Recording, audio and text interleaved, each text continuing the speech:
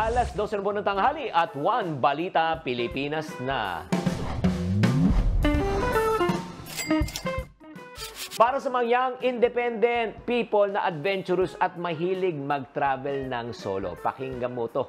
Oo. Bago po tayo mag-travel ng solo, kailangan po, ito po ang kailangan po natin gawin para hindi tayo malagay sa alanganin. Number one, research your destination. Alamin po natin kung saan tayo papunta. Ito, ang pag-alam po natin, hindi lang tayo sa pupunta, hindi lang anong gagawin natin doon, paano tayo mag-enjoy, alam din natin ang kanilang kultura, tradisyon, ang mga batas. Siyempre naman, baka naman may magawa po tayo na labag po sa kanilang kultura at batas, baka siyempre magka-problema pa. Mahalaga din rin na malaman din natin ang mga safe areas at mga lugar na dapat nating iwasan. Siyempre, katulad namin, last time pumunta po kami sa Europe. Kami ay nabigyan na ng warning na wag po, mag-iiwan po ng mga gamit at siyempre yung bag dapat nasa harap. Bakit po? Kasi nga hindi natin alam, marami pong tinatawag na kawatan. Marami rin pong mga masasamang loob na may masamang intensyon. Pangalawa po, ay siyempre siguraduhin po natin na meron tayong travel insurance para makover po mga hindi inaasahang pangyari. Tulad ng aksidente, sakit, o let's say nawawalang gamit. At syempre naman, ito lang po, magdala rin po tayo ng tinatawag na first aid kit and personal medications. Bakit po? Minsan po, hindi tayo basta-basta makakabili po ng mga gamot, lalo na kung tayo po ay dayuhan. At syempre, ito po, pakiusap lang po magdala ka rin ng mga photocopies ng inyong important na documents like passport, visa, travel insurance, digital copies. Bakit po? Just in case, wag naman po sana. Kung mawala, meron kang proof na ikaw ay may kopya. At syempre naman, napakalaga pag ikaw ay nagtatravel ng solo, sabihan mo ang mga pamilya at kaibigan mo at mag-check-in po kayo from time to time para mag-update ka kung nasaan ka, kung safe ka ba. At syempre naman, huwag makalimutan magdala ng portable chargers. Hindi tayo pwedeng malubat. At syempre, ito pa. Magdala ng sapat ng kasya at siguraduhin po may access ka rin sa syempre credit card or ATM just in case. At wag po natin ilalagay sa isang lugar. Bakit po? Just in case na mawala po ang pitaka, meron ka pang pera na pwede mong gamitin. At syempre naman, para makatipid po, mag-book din tayo ng accommodation at transportation na mas maaga upang maiwasan ang hassle. Siguraduhin natin yung accommodation din natin safe na lugar. At syempre naman, kung tayo po naman ay magdadala ng gamit, make sure to pack light and travel is smart. Ang solo travel po ay maaaring maging isang enriching experience kung ikaw ay handa at mag-iingat. So, enjoy your adventure while ensuring your safety and well-being. Ito po si Ching Kitana, ang inyong pambansang world coach na nagsasabi, tatandaan, tamang karunungan, tamang disiplina po ang susi sa pagyaman.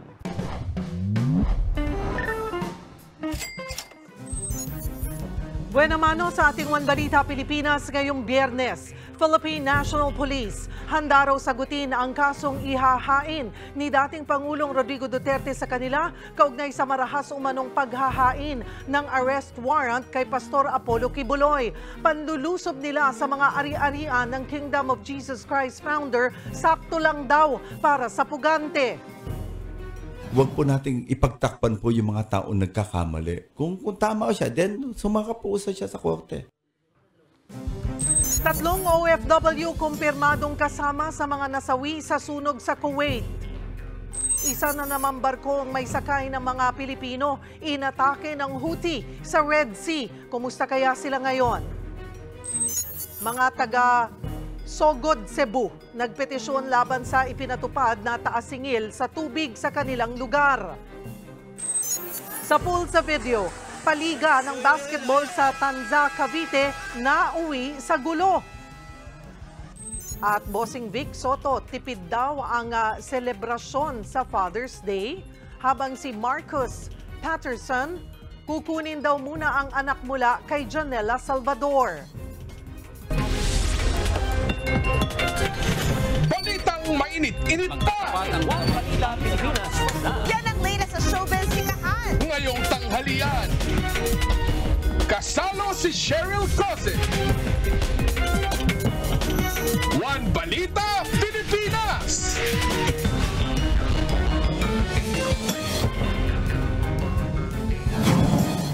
tanghali, Luzon, Visayas at Mindanao. Patay sa pananaksak ang isang lalaki sa Davao del Sur. Ang suspect mismong misis niya. Magbabalita si Bril Montalvo. Wala ng buhay ang lalaking ito nang matagpuan ng mga pulis sa ilalim ng kama sa Tagansuli, Malalag, Davao del Sur, Martes ng madaling araw. May mga saksak sa leeg at dibdib ang biktimang si Bernabe Cañedo, 47 anyos. Ang kutsilyong ginamit sa pamamaslang, tinangkapang sunugin. Yung katawan ng husband niya is itinago niya sa ilalim ng kama, then ginawa niya pa yung door ng bahay nila is parang pinakot niya, panilak niya ng todo using martilyo, at saka yung damit na duguan, yung gamit niya that time, at saka yung kutsilyo sa unahan ng bahay nila, inatim niya na sunugin, at doon natin na-recover yung kitchen knife na medyo sunog na. Agad sumuko ang suspect na walang iba kundi ang misis na si Genevieve. Sa investigasyon ng mga otoridad, nag-iinuman pa umano ang mag-asawa bago nangyari ang pananaksak. Siya raw dapat ang saksakin ng mister, pero nagawa niyang agawin ang kutsilyo. Yan naman siya nga kanang daw ko niya, ipadakop daw ko niya. Napamatyon daw mi ba. Tapos niya anak ko sa iya nga patya, wala mo ko nahadlok. Bisag pagkakaroon dayon. Nga mo to, kuan dayon ko niya. Nagahi, biday ka mo to, yung gidunggab ko niya. Tapos, nikalikay ko sa tail ko nakakuan na igo. Bago ito, lagi na raw nag-aaway ang mag-asawa dahil siloso si mister. Labis naman ang galit ng 14 anyos nilang anak na birthday pa naman kahapon. Gusto na ako ng makulong siya.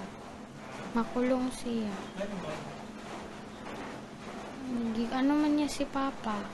Himas rehas na ngayon ang suspect at maharap ito sa kasong parricide.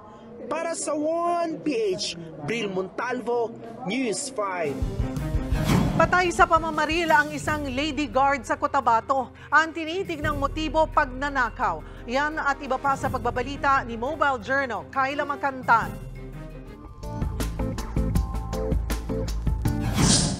Sa loob mismo ng inuupahang kwarto, pinatay ang isang lady guard sa Cotabato City.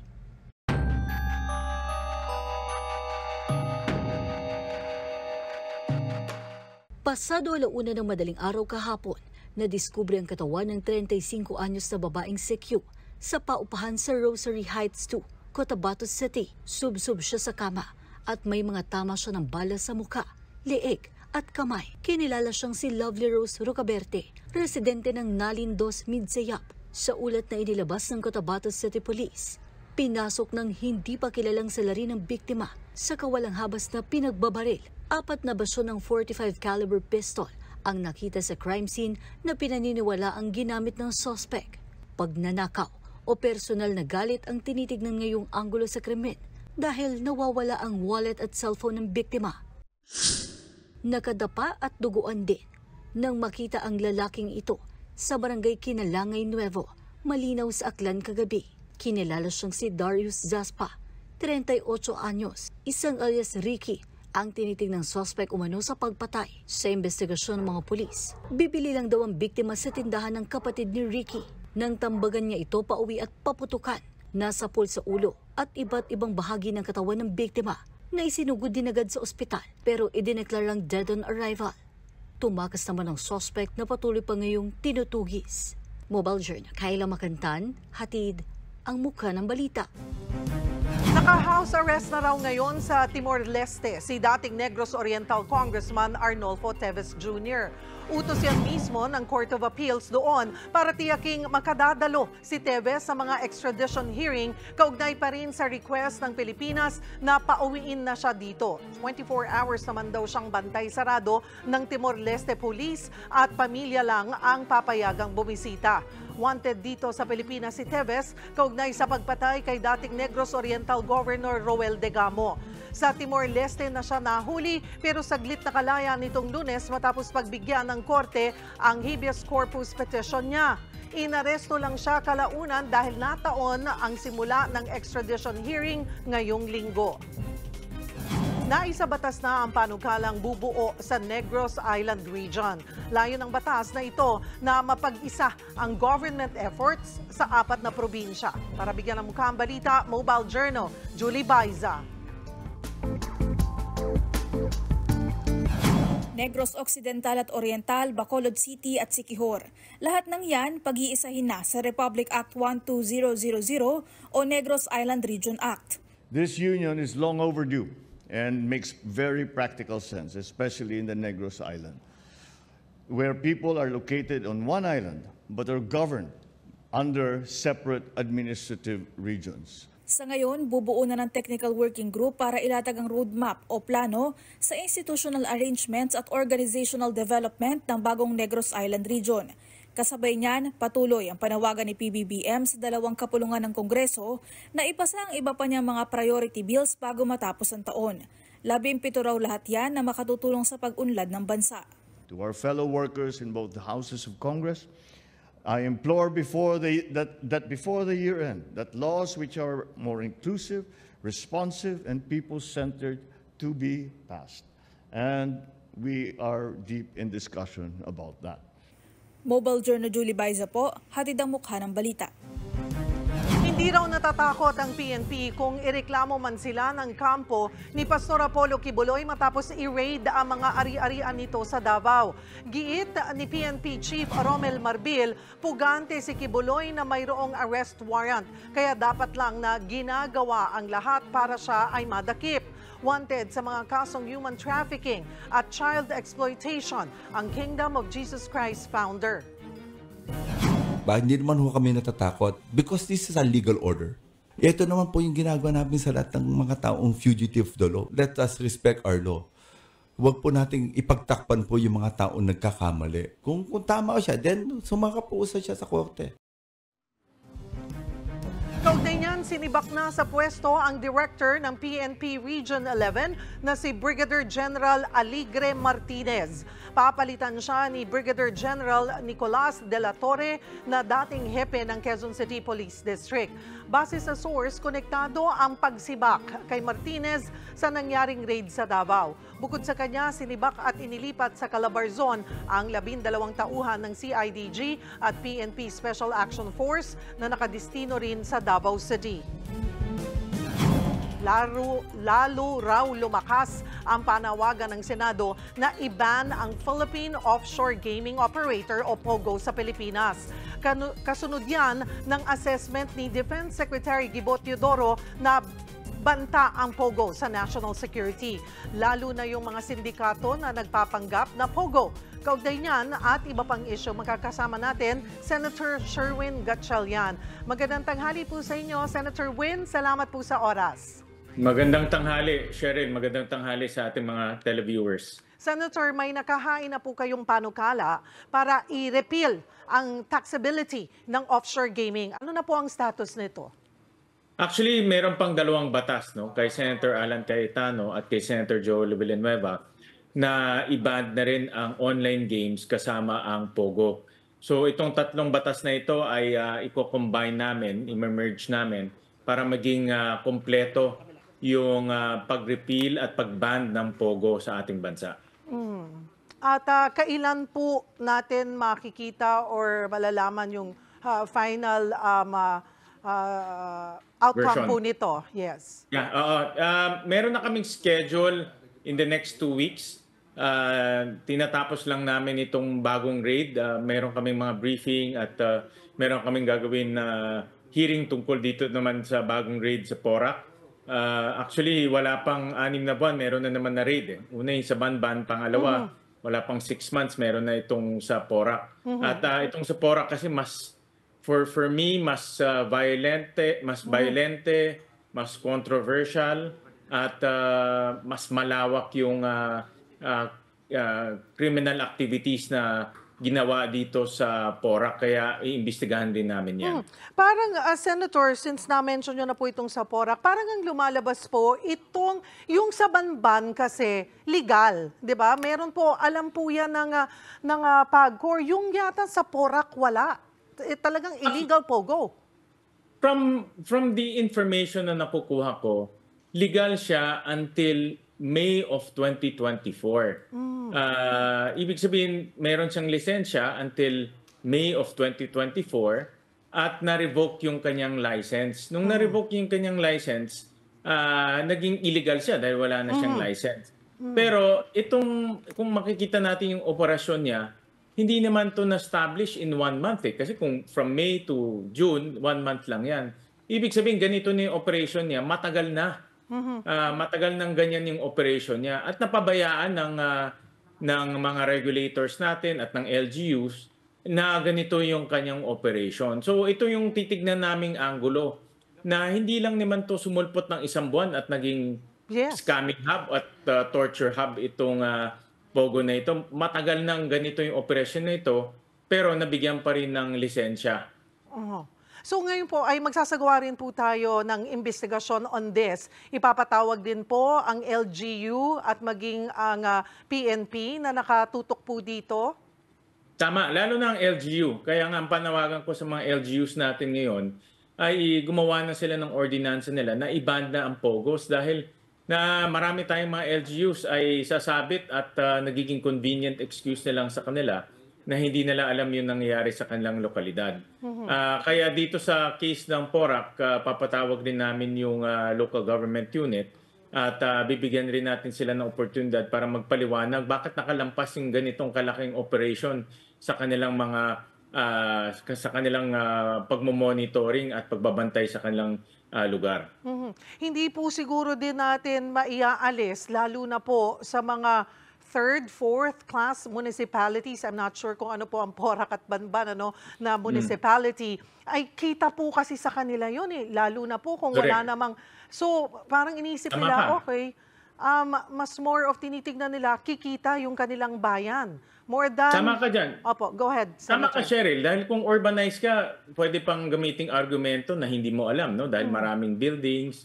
Like for example, in the case of Quezon City, napakadaming buildings doon. At baka pwede mo pang sabihin na nagtatago sila. Pero pag mga municipalities, first class, second class, third class, pag pupunta ka doon, talagang mabibilang mo lang sa daliri mo yung mga matataas na buildings. At mabibilang mo lang sa daliri mo yung mga industrial and commercial establishments. At sa mga municipalities, mabilis ang chismis tumakbo No, kung merong naririnig yung mga barangay officers, mga kagawad, mabilis siyang mai-report sa mayor or sa kapulisan. Pero in this particular case, matagal na sila nag-ooperate pero hindi nare-report o wala man lang any incident report na merong ganitong aktibidad sa kanilang lugar. At maging prostitution, Senator, ay nangyayari. Dahil may na-interview po kami na bugaw na sinasabi nga po niya ay 5,000 po ang ibinabayad. Minsan naaabuso pa, nabibigyan lang 200, pagpapasapasahan pa yung babae. Napanood ko nga yan sa YouTube Actually, Cheryl, nakakaawa at nakakagigil na rin dahil talagang inabuso hindi lang inabuso yung mga dayuhan na pumupunta doon, inabuso pati sarili nating mga kababayan. At ang balita namin rin nung nagkaroon ng raid, marami rin tayong mga kababayan doon na kinulong at hindi nakatakas kaagad. Kaya yung mga naiwan doon sa raid, mga nakulong to, yung mga tinali sa bed frame, tinali sa kama, marami doon ay kinulong nila dahil hindi sumusunod sa utos at hindi na tatamaan yung quota na inilagay ng sindikato.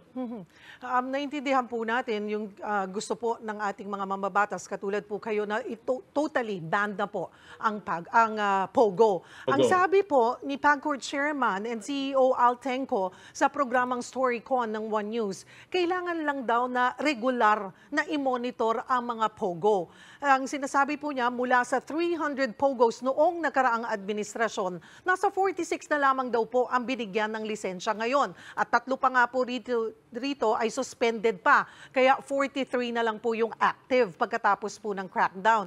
Kaya sigurado naman daw po na titino ang industriyang ito basta regulated. Is this something na i-consider nyo po? Cheryl, matagal ko na naririnig yan.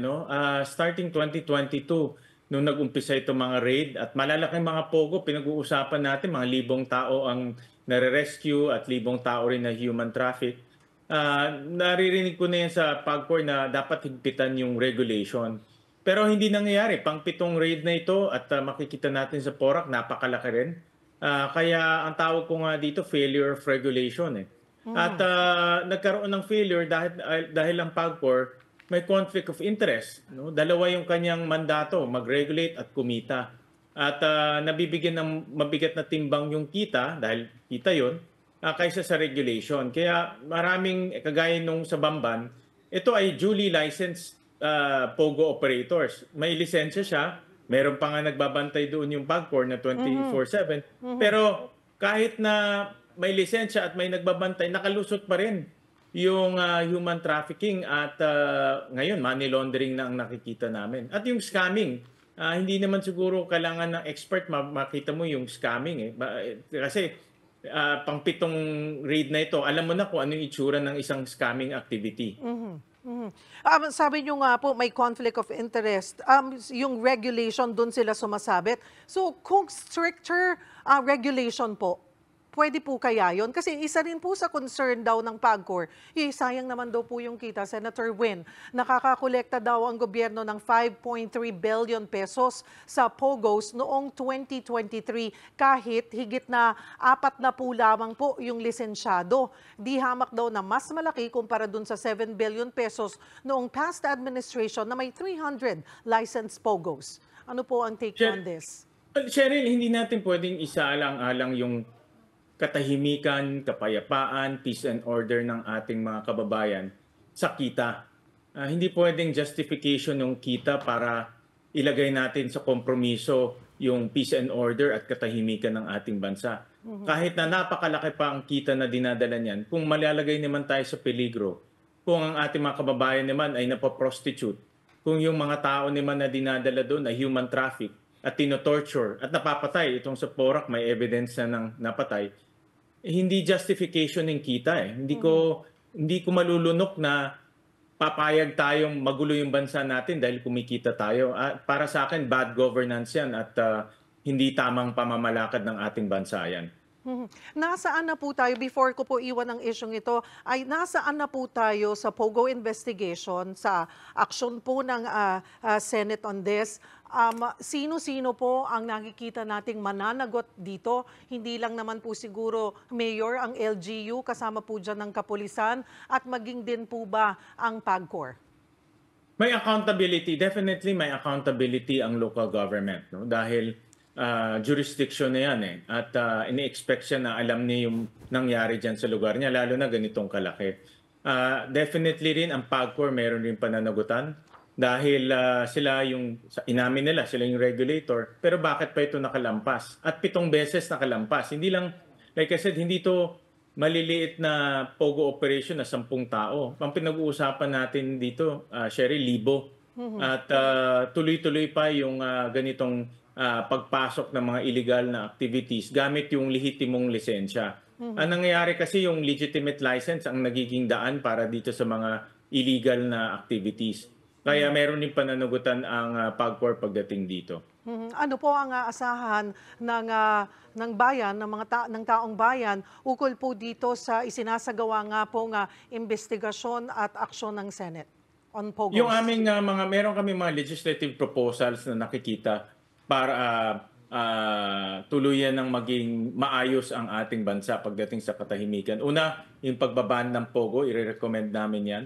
Pangalawa, yung paghihiwalay ng regulatory at operation functions ng PAGCOR. At pangatlo, yung late registration at birth certificate system natin dapat may ayos. Naging naabuso yung late registration system ng ating bansa. At makikita natin, mga dayuhan mismo nagiging Pilipino dahil nagsisinungaling sila sa pagbibigay ng impormasyon sa kanilang birth certificate. Yun pong airport po sa Clark, yun po ba ay something din na tututukan or titingnan po ninyo? Parang ang sinasabi po ay mukhang doon po naglalabas-masok yung mga... Tama. Go ahead, Senator. Tama ka, Sheryl, no? Kung nasundan mo yung raid, yung una sa Clark, yung Sun Valley, Yes. Pangalawa, itong Bamban. Opo. Pangatlo, yung Porac. Lahat to nasa Northern Corridor. Mhm. At nakita namin yung flight details ng mga sindikato. Labas-pasok sila sa Clark International Airport. So nagiging convenient para sa kanila itong Clark International Airport. May sariling flight, may sariling airport. Hindi natin alam kung sino kausap nila doon sa sa Bureau of Immigration at sa mga officers doon. At paglabas nila ng airport, diretso na sa Pogo Hub. No, hindi ka natatawid ng Metro Manila para mahuli pa. So, nagiging conveniente ang Clark International Airport sa kanilang illegal activities. Iwanan ko na po yung isyong ito. Sa ibang isyu naman po tayo. Naghain po kayo, Senator Win, ng panukala na ipagbawal nga po itong paggamit ng mobile device sa mga paaralan. Hanggang anong grade po ba ito? Ano po ba ang detalye nitong ito pong bill na ito? Ang tinitignan natin yung basic education. No? So, kindergarten to grade 12. Ang concept nito, pagpasok nila sa eskwelahan, wala ng cellphone. Para mabigyan sila ng oras na mag-aral, mag-review, at pinaka-importante, makipaghalubilo, makipagkaibigan sa kanilang mga classmates. Ngayon kasi kahit saan ka pumunta, sa mall, sa school, even sa bahay, mga bata ngayon nakatutok sa cellphone nila. At marami nang mag-aaral ngayon na yung sobra-sobra o labis na paggamit ng cellphone, lalo na social media, nakaka-apekto rin sa mental health ng bata. Marami ng cases of suicide dahil sa cyberbullying. Hindi naman natin mamomonitor yung cyberbullying. No, mahirap i-monitor yan. Pero dahil nga sa labis na paggamit, naapektuhan yung kanilang pag-iisip at may mga nagagawa silang hindi magaganda. At ang importante dito yung time na mag-aral at makipagkaibigan. Yun ang nawawala. Tutol po dito sa panukala, ang ilang grupo po ng mga guro, ano po ang reaksyon nyo rito? Baka hindi pa rin nila po alam kung ano po yung detalye ng panukala. Siyempre, ikaw at saka ako, nung lumalaki naman tayo, walang cellphone. Walang cellphone. Siguro wala ring cellphone. No? So kung meron tayong problema, pumupunta tayo sa principal's office para tumawag. At kung mga magulang rin natin may problema, tatawag rin sila sa principal's office. At nag-graduate naman tayo, naging maayos naman yung ating buhay. At nakita ko pwedeng mabuhay ang tao na walang cellphone. Pwede mabuhay ang estudyante na walang cellphone dahil nagawa na natin yan. At ang akin naman punto dito, marami ng pag-aaral. Sa Amerika nga ngayon, marami na ring states na nagbaban ng cellphone sa eskwelahan dahil nga nakita nila na nakaka-apekto to sa mental health. Senator Win, paano po? As in pagpasok po sa paaralan or sa mga classroom lang bawal po? Doon sa aking proposal ay pagpasok ng paaralan. Okay. Kamusta po ang suporta ng mga kapwa natin mambabatas on this? May mga sumusupport at iba naman ay nagtatanong at iba ay gustong pag-usapan. Ganyan naman talagang legislative process, pag-uusapan yan at tignan natin kung ano yung kabutihan at kung meron namang problema, then pag-uusapan pa rin. Patuloy na lamang din po kaming babantayan itong panukalang ito at ang ginagawang investigasyon po sa Senate on Pogos. Marami pong salamat sa inyong oras. Senator Win Gatchalian, magandang tanghali po. Susunod, kung noong tag-init at El Nino, heat stroke ang iniiwasan, ngayon tag-ulan, banta naman ng dengue ang dapat paghandaan. 3 OFW kumpirmadong nasawi matapos madamay sa sumiklab na sunog sa Kuwait. At paliga ng basketball sa Tanza, Cavite, nauwi sa Rambulan. Ang mga sangkot, magkakaanak pa. Yan at iba pa sa pagbabalik ng One Balita, Pilipinas.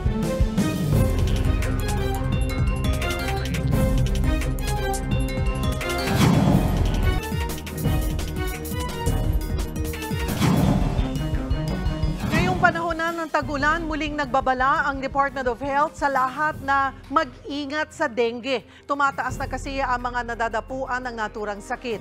Para bigyan ng mukha ang balita, Mobile Journal, Francis Orso. Tag-ulan na, may nagbabadya pang La Nina. Pero bukod sa pangambang sobra-sobrang buhos ng ulan, uso rin sa ganitong panahon ang mga sakit tulad ng dengue.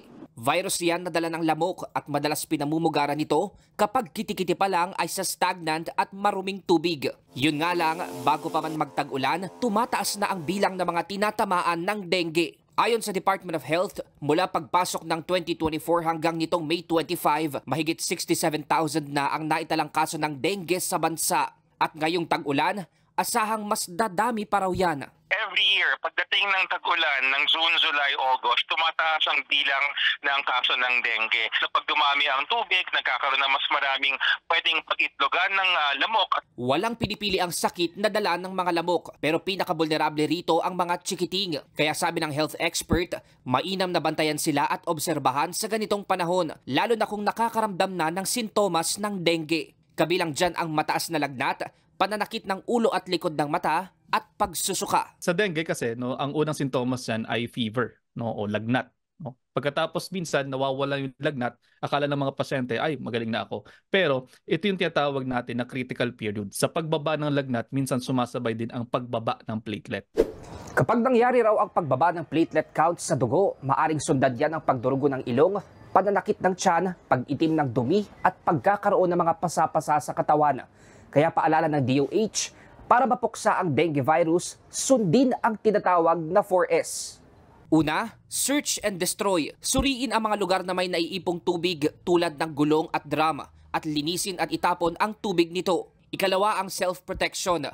Magsuot ng long sleeve o kaya pantalon o gumamit ng mosquito repellent o lotion kontra kagat ng lamok. Ikatlo ay seek early consultation. Kapag may sintomas ng dengue, kumonsulta na sa doktor at panghuli ay support fogging when needed. Sa mga lugar na may dengue outbreak, isinasagawa ang fogging para mapuksa ang mga lamok na may dengue virus. Mobile journalist Francis Orsia po, hatid ang mukha ng balita. Kumakalat naman sa social media na gamot daw sa dengue ang siling labuyo. Pero giit ng DOH, hindi yan totoo. Para pag-usapan natin yan, magkakasama natin si Department of Health Spokesperson Assistant Secretary Albert Domingo. Magandang tanghali po sa inyo, ASEC. Yes, magandang tanghali, Cheryl, sa lahat na rin ng mga nanonood at nakikinig. ASEC, ano po kaya ang dahilan kung bakit may mga nag-iisip na gamot nga po sa dengue ang siling labuyo? Siguro dahil maanghang ang ating siling labuyo, no? Linawin natin sa lahat po ng mga nakikinig at nanonood, ang siling labuyo ay hindi po sa gamot para sa dengue. Bagamat ito'y masarap, lalo na sa mga, siguro ating mga kapatid na Bicolano at mga mahilig sa maanghang, hindi po siya nakagagaling ng dengue. Opo, pero may antibacterial properties po ba ang sili? Ang sili po ay meron siyang active ingredient na tinatawag na capsaicin, no?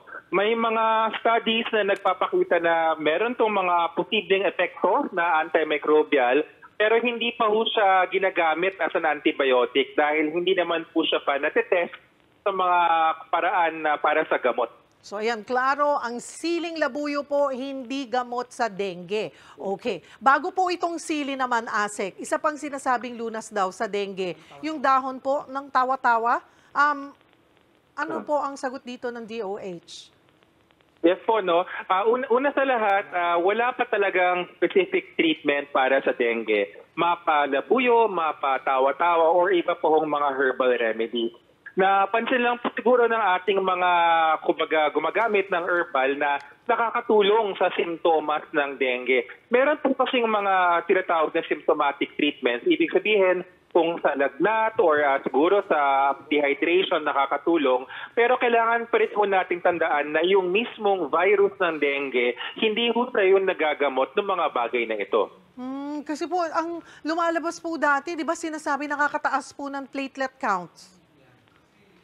Okay. Ang platelets kasi sa dengue, alam natin na isa sa mga simptomas ng dengue ay maaaring bumagsak ang ating platelet. Pero tandaan natin na hindi lamang iyon ang simptomas ng dengue. In fact, merong dengue na asymptomatic, meaning wala namang simptomas na nangyayari. Ang kalaban natin dito ay yung virus at ang paggamot natin dito ay supportive care. Yung sinasabi namin sa DOH na start hydration properly at seek early consultation. Ano po ang pinakamabisang gawin oras na nga po makaramdam ng sintomas ng dengue? Mahalaga sa lahat, Cheryl, no, na pag tayo ay nakaramdam ng mga simptomas ng dengue ay magpakonsulta kagad. Ano ba yung mga simptomas na to? Ang ating lagnat na mataas, kapag kinuha natin yung temperatura ay 40 degrees pataas, no? Ikalawa, yung mga pananakit ng ulo na malala, at saka yung ating sinasabi na pananakit sa likod ng mata. Nararamdaman na usually para masakit yung ulo pero parang nasa likod ng ating mata. Pag tayo ay nakakita ng mga pagdurugo sa ating gilagid or ang ating pasintabi sa kumakain, ang ating dumi ay medyo naging itim or pula, mga senyales rin po yan ng baka dinurugo na kailangan natin magpatingin. Asek, nakakabahala na ho ba yung pagtaas ng kaso ng dengue sa bansa ngayon? Actually, Cheryl, no, kakaiba nga kasi, kakaiba dahil mukhang bababa yung numero, pero sabi nga namin sa DOH, alam namin na ito na yung panahon na tataas dahil pag umulan na ang panahon, ibig sabihin mas maraming tubig ang nasa paligid, baka mas maraming mga lugar ang pwedeng bahayan ng ating lamok. Paalala po muli sa ating mga kababayan para nga po makaiwas sa dengue at sa fake news. Yes, Cheryl. Una sa lahat, ang pinakamabisang panlaban natin sa dengue ngayon ay patayin natin ang lahat ng mga lamok na pwede nating patayin. Bakit? Dahil ang lamok po ay nag-iitlog sa mga tubig na hindi gumagalaw. Ang itlog na ito nagiging kitikite na nagdadala naman pag ng lamok na may dengue. Ay kalawa, po sa mga ating mga fake news, no, pagka nakakita tayo ng ganyan, tulad ng mali na sinasabi na ang labuyo ay gamot sa dengue, napakadali ho kasing mag-click nang hindi natin iniisip, mag-share sa Facebook, sa Twitter or X. Bago ho tayo mag-share, isanggunin natin muna sa official website or Facebook page ng DOH, yung verified. At magtanong rin po tayo sa ating mga kanilang doktor, mga tiwala na ating mga health workers para yung tamang impormasyon ang nakukuha natin. Maraming salamat, Asek Albert Domingo ng Department of Health. Maraming Katarungan. Yan ang hinaing ng ilang residente sa bayan ng Sogod sa Cebu sa ordinansang nagtataas sa presyo ng tubig doon. Yan at iba pa sa Balitang Dako ni Dale Israel. Dale? Maingod to Cheryl, naghain na ng petisyon ang ilang residente ng Sogod, Cebu para pigilan ang pagtaas ng presyo ng tubig matapos may pasa ang bagong water code ordinance ng munisipyo. Noong hindi pa kasi napasa ang bagong ordinansa, ay nasa 100 piso lang ang kada 10 cubic meters ng tubig sa Sogod. Pero ngayon, aabot na sa 250 pesos ang presyo niyan. Napahain ng writ of preliminary injunction sa Regional Trial Court si retired Police Major General Jose Marie Espino at ang kanyang asawa na si Rose na mga residente ng Sogod sa Northern Cebu. Yan ay para madeklara null and void ang naturang ordinansa. Una kasi sa lahat ay hindi dumaan sa public consultation ang ginawang ordinansa bago ito aprobahan. Idinaan lang daw ito sa mga kapitan ng barangay at hindi sa taong bayan.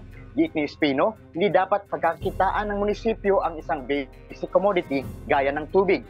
Sa isa pang Balitang Dako, Cheryl, inilatag na ng Cebu City ang mga paghahanda sa nalalapit na Palarong Pambansa 2024. Ininspeksyon kahapon ng DepEd Assistant Secretary Francis Cesar Bringas ang main venue sa newly renovated Cebu City Sports Complex, pati na rin ang bagong racetracks nito sa athletics. Bago rin ang swimming pool at yung mga rooms ng mga opisina sa ilalim ng grandstand pinag-aayos. Satisfied naman daw si Bringas sa nakitang improvements ng Cebu City Sports Complex pero may mga kailangan iilang dapat gawin sa mga billeting sites. Ayon kay Acting Mayor Raymond Garcia, pinaghahandaan din ng syudad ang mga pagulan at isinaayos ang mga drainage malapit sa venues. Inaasahan din ang pagdalo ni President Bongbong Marcos sa opening ng Palarong Pambansa sa July. Pupunta din dito sa Cebu bago ang opening ceremonies si Vice President Sara Duterte bilang DepEd Secretary. Mao kana mga nahipos natong Balitang Dagko karong adlaw. Balik sa iyo, Cheryl. Daghang salamat, Dale Israel. Nagpaka-gentleman lang siya. Yan ang nilinaw ni Senate President Cheese Escudero kaugnay sa nag-viral na video ni First Lady Liza Araneta Marcos na uminom sa kanyang wine glass. Nangyari ito sa Bondinor sa Malacanang noong Miyerkules kung saan biglang kinuha ni First Lady ang wine glass ni Escudero sabay inom. Ibinalik naman agad ng unang ginang ang wine glass kay Escudero, sabay talikod at nakihalubilo sa iba pang bisita. Kalaunan ay nabigyan din ng sarili niyang wine glass si First Lady. Paliwanag ni Senate President Escudero sa isang text message kung para sa iba ay pagiging makaluma o under ang ginawa sa kanya ng unang ginang, para sa kanya hindi kailanman magiging makaluma ang pakikipagkapwa-tao.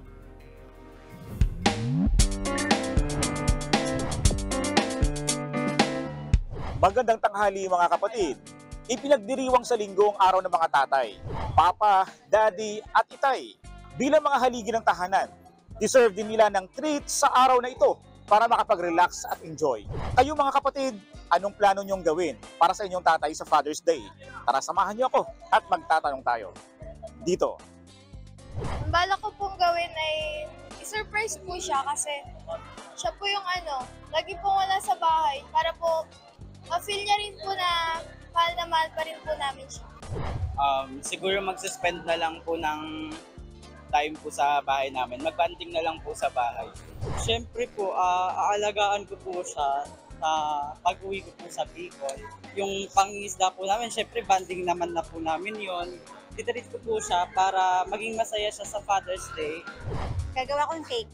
Tsaka hindi naman sila yung material. Material. At least nakaka-appreciate naman na maliit na bagay. Happy Father's Day po and wish po na mabuhay ka po hanggang sa gusto mo po and po, palagi kang mag-ingat. Ako ang inyong hani ng bayan, ang tunay at nag-iisang pantanggal umay sa pananghalian.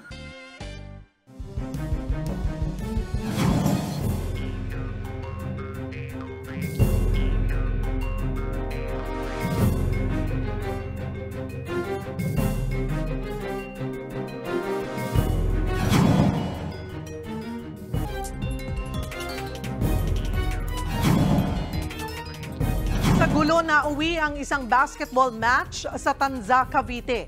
Uminit ang laro nang mahabol na ma-shoot ng Team Looban ang bola bago mag-buzzer. Dito nakita na sumugod ang player ng kabilang team na New Wave sa referee. Buti na lang at mabilis siyang naawat ng mga tao at ibang players. Sa huling yugto ng laro, nanalo ang Team Looban. Dito mas nag-init ang ulo ng player na unang sumugod. Hindi na sila nakapagtimpi at tuluyan ng dinibdiban ang referee. Mabilis naman silang naawat. Maging ang basketball fans nagkainitan sa labas ng venue. Nagkasigawan at balyahan. Dalawa ang sugatan sa insidente. Nag-face-to-face na ang dalawang koponan na magkakamag-anak din pala. Dahil dito, ipinatigil muna ang basketball game. Siniguro naman ng sangguniang kabataan na itutuloy ang liga kapag naresolba na ang gulo. Kinumpirma ng Department of Migrant Workers na 3 OFW ang namatay sa nasunog na gusali sa Kuwait. Ayon kay Secretary Hans Leo Kakdak, kasama ang 3 sa 11 Pinoy na nakatira sa dormitory facility. Nasa ospital ang 2 pa dahil kritikal. Nagtatrabaho sa construction company ang mga Pilipino na nakatira sa nasunog na gusali. Ang iba sa mga ito nakapag-video call pa raw sa mga kamag-anak dito sa Pilipinas. Naririnig ko na yung sigawan nila na hindi na sila makahinga, gano'n. Mami, nahihirapan na ako huminga hanggang nag-down na sila na hindi ko na sila marinig. Tapos may nagsasabi na calm down, gano'n yung mga rescuer. Nung nadampot na yung asawa ko, narinig ko lang yung kalansing ng headset niya. Kasama raw ang ilang Filipino sailors sa mga crew ng commercial ship na inatake ng Houthi militants sa Red Sea nito lang June 12. Hindi binanggit sa statement ng DFA kung ilang mga Pilipino ito. Pero base sa mga reports, nasa 20 ang tripulanteng Pilipinong nagtatrabaho sa barko. Ginagawa na raw ng pamahalaan ang lahat para siguraduhin ang kaligtasan ng ating mga kababayan. Susunod, Bossing Vic Soto, tipid daw ang celebration sa Father's Day. Habang si Marcus Patterson, kukunin daw muna ang anak mula kay Janela Salvador. Yan at iba pa sa pagbabalik ng One Balita, Pilipinas.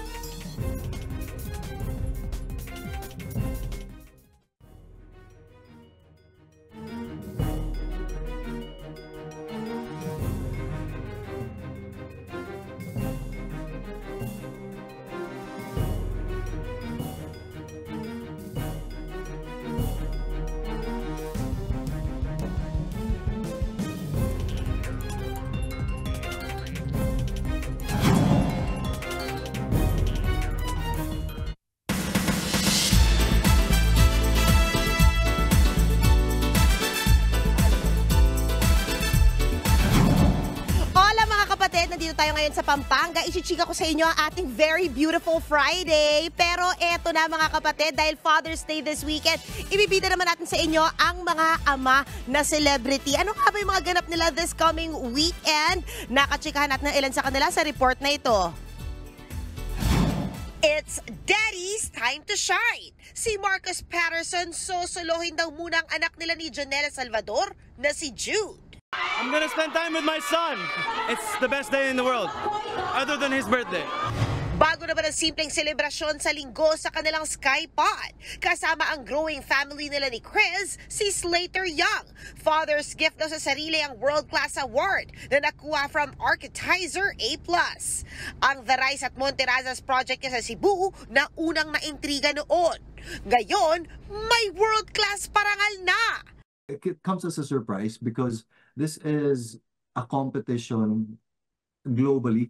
80 plus countries yung sumama sa competition na to, and to be chosen as one of the few winners of this award, and jury award pa yung napanalunan namin, meaning it was evaluated by fellow architects, international architects.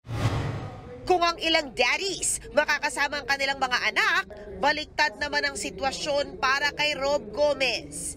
Blessed si Rob dahil may upcoming project siya internationally, particularly sa Singapore. Pero yun nga lang, 6 months na niyang hindi nakikita ang baby girl mula sa kanyang estranged baby mama na si Shaila Rebortera. Magsisindi ng kandila. Tapos yung lahat po ng resources ko, lahat ng pwede kong mapagtanungan, mapaghingian ng tulong talaga. She has bangs now, I'll show you. Look. Look. She has bangs now. She's so cute. Nakausap naman natin ang ilaw ng tahanan ni Bossing Vic Soto na si Pauline Luna. Kasama nga niyang cute nilang mga chikiting na si Natalie at Baby Mochi. Kwento ni Poleng, simple lang ang Father's Day celebration ni Bossing. Oh, very simple. Just like any other Father's Day or Mother's Day for that matter. So magkakasama lang, we'll hear Mass, and then we'll have a meal maybe outside if it's not too crowded. But yun lang, simple lang. Hindi kayo pagkakaguluhan? Hindi, grabe naman. Normal lang kaming tao. Busy si Poleng sa kanyang career bilang mommy, habang si Bossing naman, Vic is very, very hardworking as well. Kung ako, I'm very hardworking at home. Siya naman sa trabaho. So, ano yun? Employee of the Year. And even sa Eat Bulaga, start to end siya.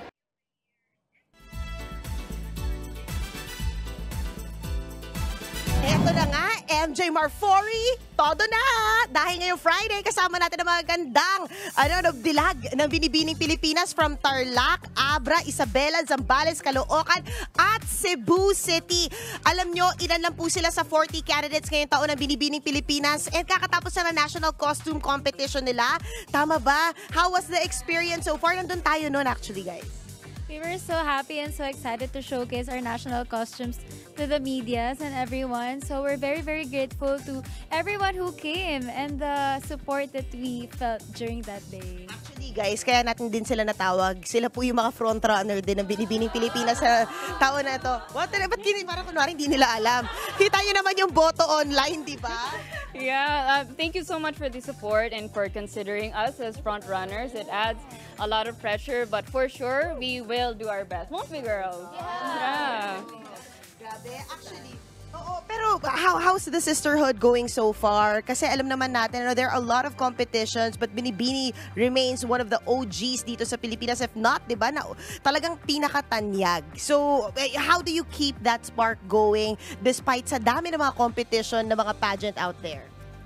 Well, actually, I feel the sisterhood now na last leg na kami ng Binibining Pilipinas. Kasi nung start pa lang, parang we're trying to get along with each other pa. But now, we're very comfortable with each other. And I'm sure we're gonna miss each and everyone kapag natapos yung journey. But how's the pageant sphere like nowadays? Because we do know na, syempre, no, we are for inclusivity, dami-daming sumasali. But then again, yung mga issues hindi pa rin natatapos sa pageant world, di ba? Well, I think that's kind of normal, but you know, the sisterhood in Binibining Pilipinas, on stage you can see how competitive we are, but behind the stage you can see how supportive of us of each other. Like the sisterhood, we're helping each other out through our gowns, with our national costume, with our walks, and how we present ourselves. We're really trying to be there for each other, and I think that's really great, and that's what people don't see. And I hope that they're able to, you know, see that beauty pageants is not all about the issue or how beautiful you carry yourself, but it's also about the sisterhood that we provide for each other. So hindi nyo pa naabutan yung mga nagtataguan ng sapatos? Tsaka... Wala. No more sabotage. Silent reaction sila, guys. No. Different talaga. Yeah. Ito balitaan nyo ka sa ibang pageant yun. Oo, pero in Binibini, we don't have that. It's sisterhood, of course. Grabe! We love each other talaga. Right, your stuff. No one's gonna steal it. They're gonna protect it instead. And we're so grateful also to the team behind the Binibining Pilipinas org because they're really taking care of us and they make sure na lahat ng gamit namin is safe. Yes. Naintriga pa sila Friday na, di ba? Gusto mo yun, nagulat sila sa tanong na yun. Parang may gusto kayo dagdag, Miss Abra. I want to say something because whenever a girl left something, like important things, it's secured. Kasi one of the girls will submit it to the org and the org will keep it. And then the following day, the org will give it to the girls. Yeah. What you want to do is talagang foster and of course promote this kind of culture pagdating sa mga beauty pageant sa Pilipinas. And July 7, tama ba? I-promote nyo na! Okay, go, Melo. Hello everyone, please don't forget to watch us, all of us Binibinis, on July 7, the coronation night. And hopefully magkita-kita tayo at... That will happen on July 7 at the Smart Araneta Coliseum. Smart Araneta, guys, sa Smart Araneta sa Quezon City po magaganap yan to avoid confusion. At syempre, it's the 60th, it's the biggest. So all the queens, the past queens are gonna be there. So it's very exciting. Riona, Kylie, MJ, and Nicole will be hosting. Hindi po akong MJ, baka malito kayo. Surprise na hinanda ang Binibining Pilipinas for everybody because it's the 60th anniversary, so make sure to come. Tickets are available. Yes, by the way. Tickets are now available at the Ticketnet website or any online stores, outlets nationwide. That's it for us! Binibining Pilipinas! Oh, Binibining Pilipinas! Oh, happy Friday! Back to you guys to sa studio! Thank you, MJ. At yan po ang mga bumabanderang balita at public service sa inyong tunay na kasalo sa tanghali. Saluhan niyo po kami ulit sa Lunes dito sa Balita ang magpapabusog sa inyong kaalaman. Ako po si Cheryl Posim. Kami ang 1PH, teleserbisyo para sa Pilipino.